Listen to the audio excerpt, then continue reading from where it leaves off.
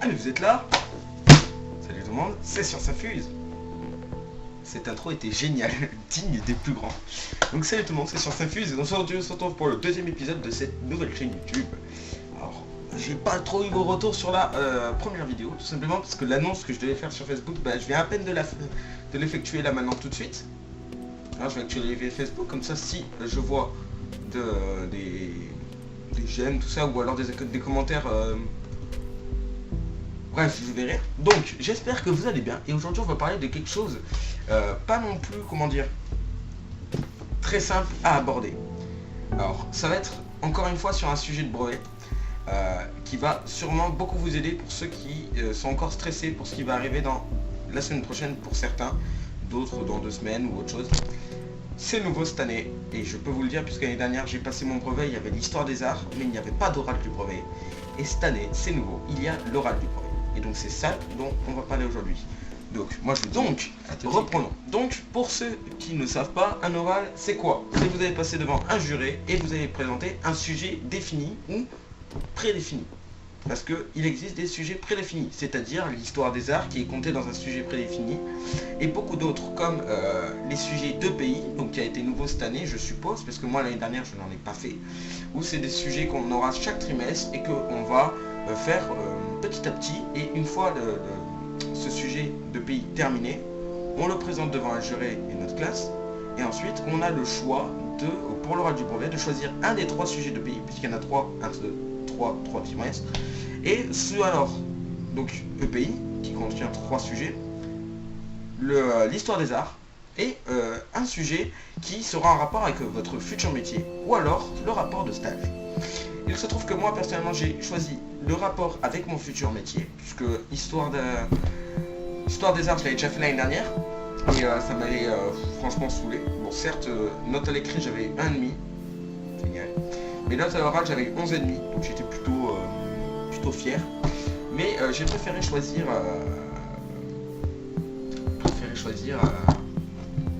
je sais vachement parler. Non, mais ce que je voulais dire, c'est que j'ai préféré choisir l'histoire des arts l'année dernière, parce que les autres choses qu'on pouvait faire à l'oral, c'était chiant. Parce que comme je vous le dis, il n'y avait pas d'oral encore à ce moment-là précisément, et il y avait juste l'histoire des arts. Et sinon, on pouvait faire le rapport de stage, qui était aussi obligatoire, puisque en 4e, on l'avait fait obligatoire, puisqu'il n'y avait pas l'histoire des arts.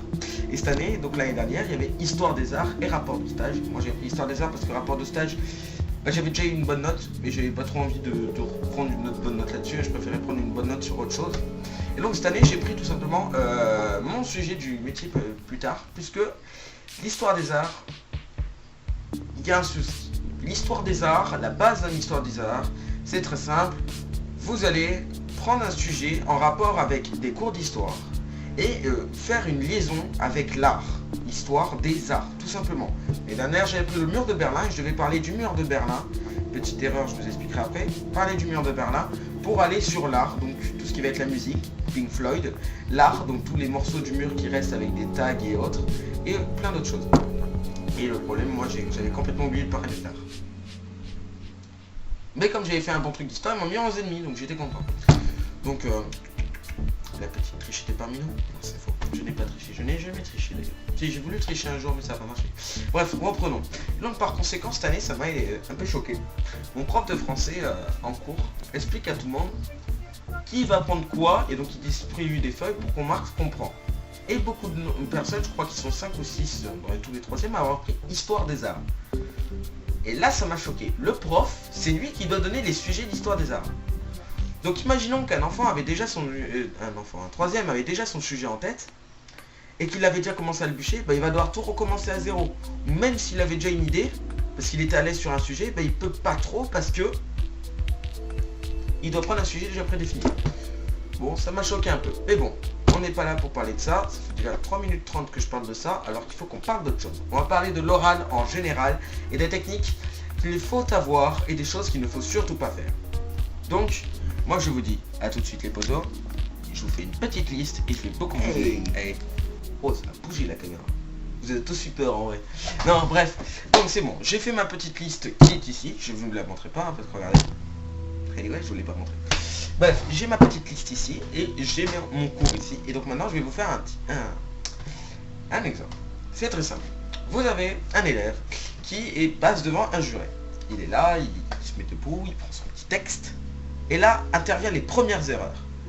Pour l'oral, il ne faut surtout pas avoir de texte. Pourquoi ça? Parce que les plus timides ou les plus stressés vont faire comme ça.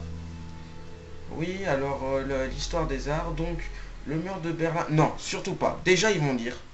Donc ça enlève minimum 6 points.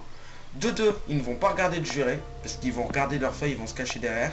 Et de 3, comme ils sont timides déjà, qu'ils n'ont pas une grosse voix, enfin ils ne parlent pas très fort, avec leur feuille qui est devant, bah, ça va enlever encore plus de puissance sonore. Donc il ne faut pas faire ça. Ensuite, donc, la personne arrive, on commence, elle a son texte, mais elle l'a ici. Et là, chose importante, elle ne lit pas. Et des fois, elle regarde juste pour voir, et elle regarde non-stop le juré sinon. Ou alors son diaporama pour montrer les photos, elle est présentée différemment, et pour présenter tout ce qu'il y a à faire. Et là,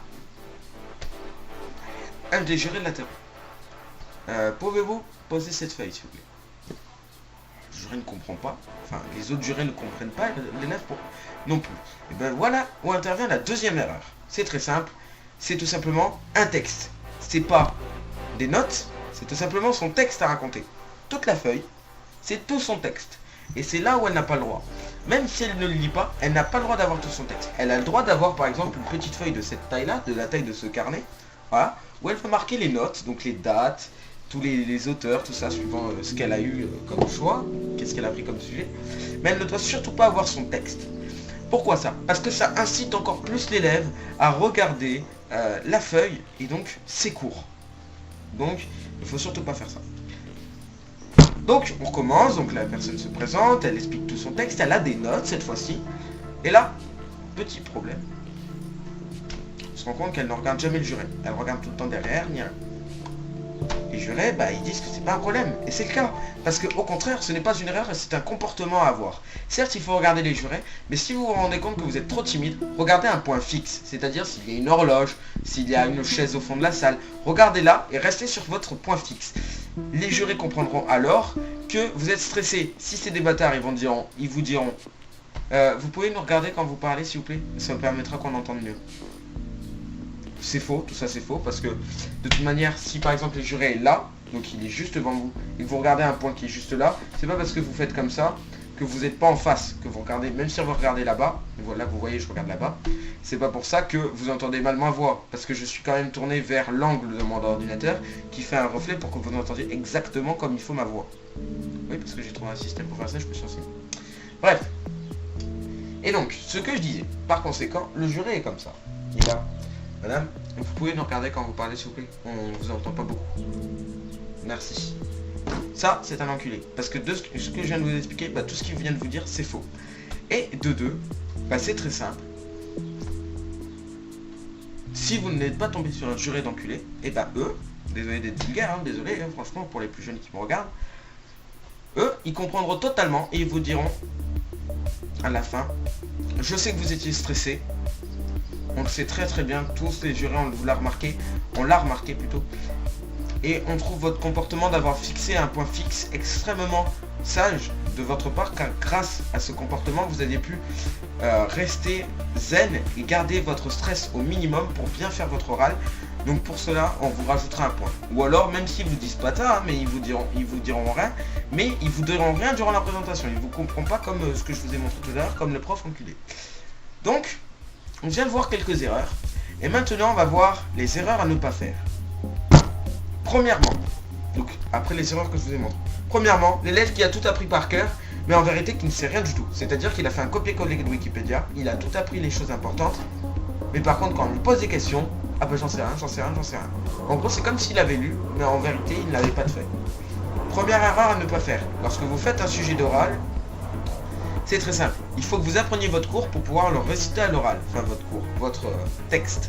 Mais il faut aussi se renseigner au maximum sur votre sujet, qui va vous permettre, donc par exemple sur vos notes, vous marquez ce que vous avez dit à l'oral, d'accord? Et en bas, des fois dans la note comme ça, vous marquez des petites notes comme ça. C'est aussi machin bidule. En gros, comme un hors-sujet. Vous marquez des petites notes hors-sujet sur le sujet. extrêmement compliqué à comprendre ce que je viens de dire. Mais ce que je veux dire, c'est que comme ça, s'il vous pose une question et que ça tombe bien sur vos notes, il a marqué la réponse, vous pourrez faire semblant de le savoir, juste en faisant juste un petit coup d'œil pour vérifier. Et d'un seul coup, vous regardez le mec avec une tête un peu détruite, l'air de dire putain, je l'ai pas noté. Et là, d'un seul coup, vous allez l'impressionner parce que vous allez sortir de tête. Alors qu'en fait, ça sera marqué. Ça, c'est une petite ruse qui marche très bien. Ou alors, vous pouvez tout simplement apprendre un maximum de choses sur votre truc et le passer sans note. C'est très bien aussi, ce que je fais d'ailleurs. Je pense, je sais pas. Parce que j'ai beaucoup de dates personnellement. Bref. Deuxième chose, ça sert à rien de passer un oral si vous n'avez pas bûché. Le mec se rapporte, il a son texte entier, donc déjà un peu négatif. Le mec va lui récupérer sa feuille, il ne pourra pas s'en servir. Son PowerPoint ne fonctionne pas. Et de 3, on lui pose masse questions et il ne sait pas parce qu'il n'a rien dit durant son PowerPoint. Sachez qu'un oral, c'est un quart d'heure. 5 minutes de présentation et environ 10 minutes de questions. Et ça peut inverser. Moi, l'année dernière, j'ai réussi à faire 7,5, comme ça, c'était égal. Et donc, je m'en sortais plutôt bien. Pendant les 7,5, j'ai dit un maximum de choses. Et finalement, les 7,5 du reste, ça a été des questions. Pourquoi je choisis ça est-ce que vous le connaissez avant, tout ça. C'était jamais des questions sur le sujet parce que j'avais déjà tout dit sur le sujet. Donc, j'étais plutôt fier. Je dis pas ça pour me vanter, c'est juste un conseil. Essayez d'apprendre un maximum le sujet. Et si vous n'arrivez pas à tout dire, putain, j'arrive pas à le faire bouger, désolé. Si vous n'arrivez pas à tout dire durant votre oral, c'est pas si grave, parce que vous aurez quand même les connaissances nécessaires pour répondre aux questions ensuite. Et enfin, l'erreur la plus fatale, c'est tout simplement venir et faire comme ça. C'est vrai que après le mur de Berlin, il a été créé en... ah oui, il a été créé, voilà. Faire que des hésitations comme ça. Oh putain, j'ai encore fait bouger. Bon, j'arrête de poser ma main. Non, là ça va, je peux. Ah non, faut pas que je tape non plus. Bref. Les hésitations comme ça ne rapporte jamais de points. Ça prouve que le mec, même s'il a appris, il ne se souvient de rien. Ou alors c'est que tout simplement il a vraiment rien appris. Et donc par conséquent, les points vont chuter. Vous allez passer d'une petite note environ à 15 à un petit 7, voire un petit 6 des familles, qui fait toujours plaisir. Sachant que, je le rappelle, l'épreuve de l'oral du brevet est sur 100 points. Elle est aussi efficace, enfin aussi compliquée et aussi valuable qu'une épreuve de français et de maths réunies. Donc c'est extrêmement compliqué. Pas compliqué, mais extrêmement important de la réussir. Parce que si vous vous loupez par exemple en français ou en maths, voire les deux, vous êtes sûr que vous avez déjà 100 points au niveau du brevet, de l'oral. Donc vous êtes sûr que vous avez déjà 80 points qui pourront rembourser la note. Voilà. Après, pour ceux qui se sentent vraiment pas de faire un oral parce qu'ils sont trop timides, j'ai qu'un seul conseil à leur donner. Soyez le plus zen possible. Dites-vous que les mecs qui sont en face, ils sont pas là pour vous planter. Ils sont là pour essayer de vous aider. S'ils vous posent des questions, c'est pas pour vous planter, pour voir si vous avez appris. Non, c'est pour vous faire relever. Si la personne arrive et fait un très bon oral, si en face, il pose pas beaucoup de questions, dites-vous que c'est tout simplement, c'est qu'il a fait un bon oral et qu'ils n'ont pas de questions à poser parce qu'ils ont déjà tous les renseignements nécessaires. Par contre, la personne qui fait un oral de merde, elle pourra le voir, très simplement, parce que les gens en face essaieront de lui poser un maximum de questions. Et eux, quand ils font ça, les jurés, c'est juste pour vous rajouter des points, parce que pour vous faire atteindre la moyenne.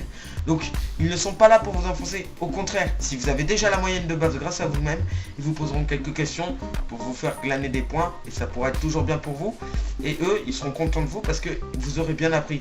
Et pour ceux qui n'ont pas très bien réussi leur oral, à cause du stress ou parce qu'ils n'ont pas travaillé, vous pouvez être sûr que les jurés, ils vont pas vous noter à la gueule. Ils vont quand même essayer de vous aider à vous faire gagner des points. Donc, maintenant que j'ai terminé de l'explication du brevet, je vais arrêter cette petite pause, faire une petite pause de mon côté, et ensuite on parlera un peu plus en sujet de cette chaîne et des intentions que j'ai à faire avec ça. Allez, à tout de suite. Ah mais vous êtes là? Autant pour moi. Oui, j'ai fait une pause, j'ai dû appuyer sur faire exprès pour l'enregistrement. Elle est pas d'accord avec moi. Bref, donc, maintenant qu'on a terminé les explications de l'oral du brevet, juste un dernier rappel. Je vous souhaite de tout mon cœur de réussir cet oral du brevet. Pour ceux qui sont en 3ème et qui sont au courant parce qu'ils ont la même, bonne chance à vous. Si il se trouve que vous loupez votre brevet, encore un conseil, essayez de apprendre votre cours le mieux que je peux. Je veux parler de l'oral, pas du brevet entier. Apprenez le mieux votre cours pour les questions, parce qu'ils seront toujours là pour vous faire gagner des points comme je vous l'ai dit, et donc il faut savoir votre cours. Voilà. Donc maintenant, on va parler de la chaîne. Cette chaîne est actuellement créée depuis maintenant 2 jours. Putain de main.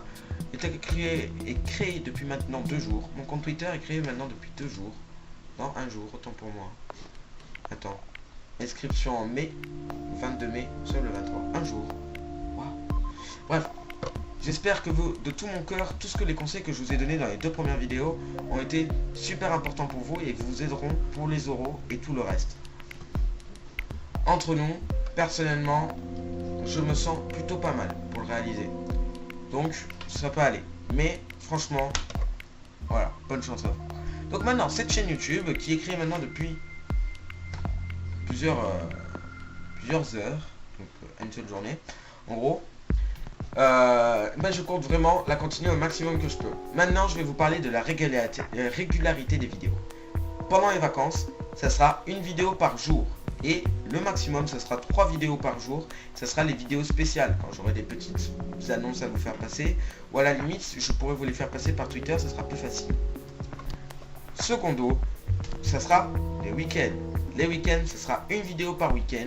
Ou, quand je ne peux pas, ça sera une vidéo toutes les 2 semaines, donc le week-end. Voilà. Et quand je suis malade, je pourrais pas trop. Voilà. Ou quand je suis pas là.